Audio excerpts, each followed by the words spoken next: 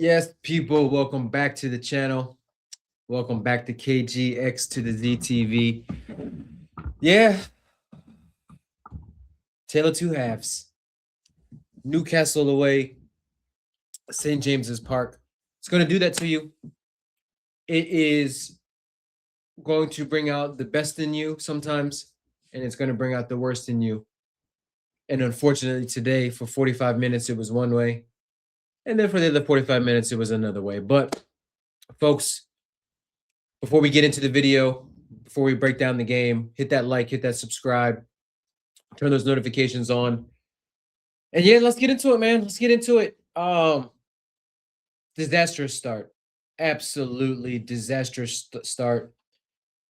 When you go to a place like St. James's Park,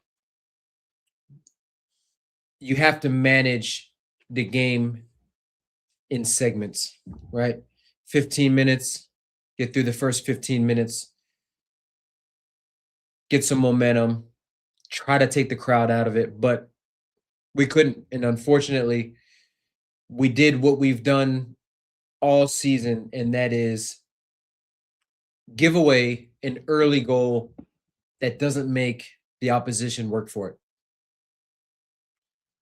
Wesley Fofana this time at the heart of it, but it wasn't just him. It wasn't just him, but his actions started off the chain of calamity and clownery and fuckery. And once again, ball carrying for the sake of ball carrying.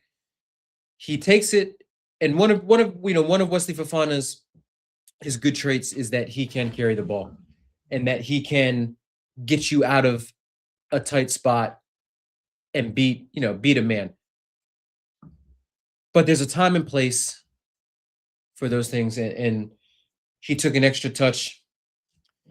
He beat his man, Gordon, and then he decided to just stop. And of course, Gordon, with his pace, his aggressiveness, comes in, gets the tackle from behind, and it starts out Newcastle's attack. They swing the ball out wide.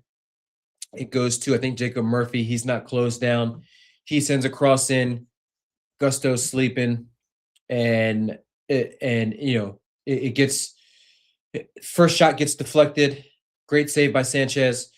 Second ball, Trev couldn't deal with it. He's in an awkward position. Yes, you can say he probably should have done better there, but he was put in a precarious situation. And then Voltamata's there for basically a tap in, and it's 1-0. It's like 5 minutes into the game. It's an early kickoff, and we're like, shit. St. James is erupted. Their tails are up. They were primed for it. And like I said, when you go to St. James's Park, you have to manage both the crowd and the opposition, and we didn't allow ourselves to do either. And once again, we dug ourselves a nice little hole that only got worse because about 15, 20 minutes later, Voldemort is back in on the score sheet. He is unmarked or loosely marked at the back post. Nice cross comes in. Again, no pressure on the cross. He gets a tap in, and he's on a brace after 20 minutes, 25 minutes, and you're like, look, this could get dark. This could get dark, right? Enzo Maresca made a big call in this one. Sat down Fernandez, Enzo, which, to be honest with you, was probably the right call. Didn't have his best game. Hasn't been playing his best games lately. Looked a little leggy and things like that. And we kind of missed him a little bit in the midfield in the beginning, but I don't fault Maresca. I like the lineup.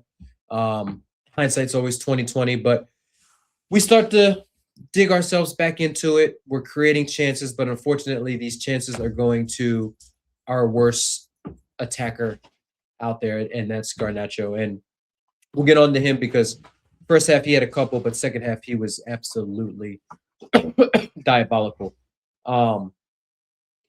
Again, no issues with the lineup. The downside to this lineup was injuries robbed us of Esteval. No Gittins. Tyreek George wasn't even on the bench. So the attacking options were basically Gue and Buenanote. And it showed. I mean, there were opportunities, like I said, in that first half where Newcastle was playing Lewis Miley at right back, who's really a central midfielder, but Garnacho just wasn't getting very much joy out of him in the first half. But second half starts, Maresca obviously says something to him in the light of fire because we get a Palmer picks up the ball in a good position. He drives with it, gets fouled. One of the only fouls that he got today, which was absolutely criminal because for a superstar and one of the best players in the league, just like with Hazard, Cole Palmer gets no protection because they were constantly fouling him today. And look, the referee was all over the place. I thought his big decisions, right? There were some penalty shouts late that he got absolutely correct.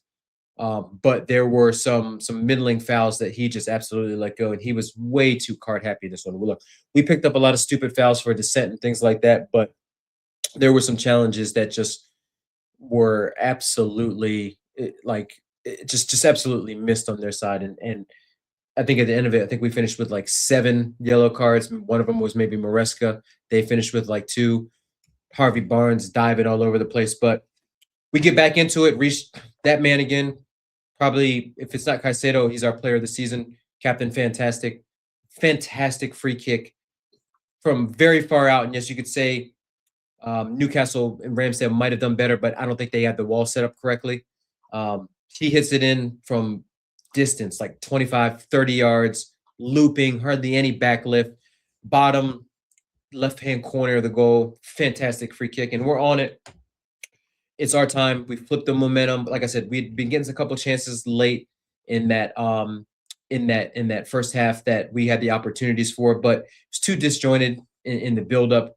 When we did play long, we were playing long to the wrong people. We were playing long to Neto and Garnacho instead of playing long to João Pedro. But we get back into it from that Reece James free kick, and the chances are coming.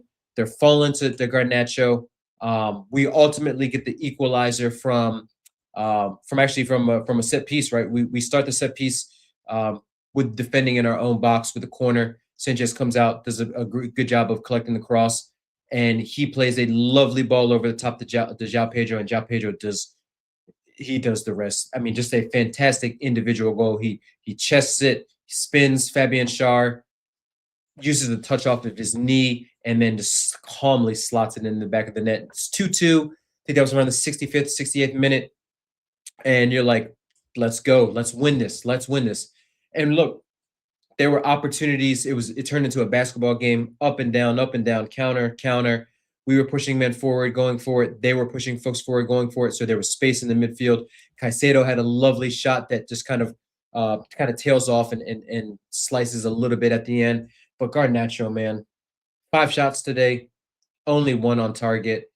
Just constantly the ball falling to him in dangerous situations. And yes, I hear people say it all the time. He puts himself into those positions, but there's no point of putting yourself in those positions if you don't capitalize. And that's 2 games in a row. This game in Everton, luckily we got away with it versus Everton, but today we were needing and in need of a moment of quality, and he just couldn't deliver it.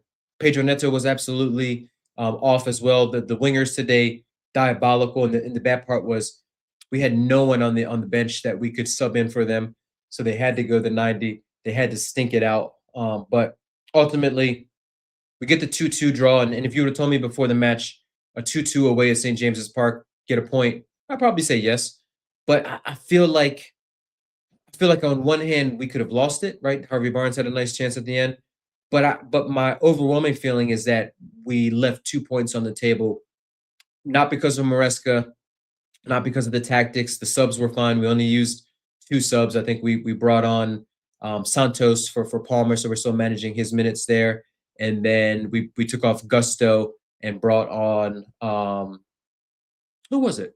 Yeah, Enzo for Gusto, who was on a yellow, and then Santos later for Palmer. But not many attacking options on the bench, which is absolutely diabolical for a squad that spent almost 2 billion to not have those kind of options out there. But yeah, I look at it like I'm happy that we got the point. I'm happy that the fight and the resolve that the guys showed, and that was an incredible second half performance. But we shouldn't be putting ourselves into those situations. If we just keep our heads in that first half, we easily walk away from not easily, but we walk away from St. James's Park with 3 points. We've seen how they've capitulated late at home versus bigger sides. So yeah, tough one. Tough one. Not too bad considering the results. I think we're still in fourth as we speak, because some of the results went our way later on. But got to get better for Aston Villa. Aston Villa is going to give us space too. So whoever's playing on the wings in those situations, hopefully Esteval's back by then. Hopefully Gittins' knock is back and is okay by then.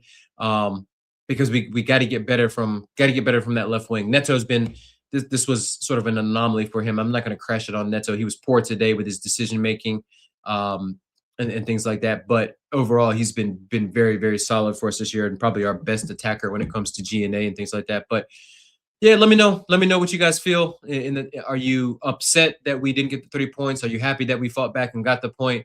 Obviously, I'm pretty sure everybody's probably disappointed in the first half and how we started that, the energy, the aggression, the lack of composure. But good fight. St. James's, a point in the grand scheme of things, not the worst. So let me know what you think. But make sure you guys hit that like, hit that subscribe, and we'll see you at the next one. Peace.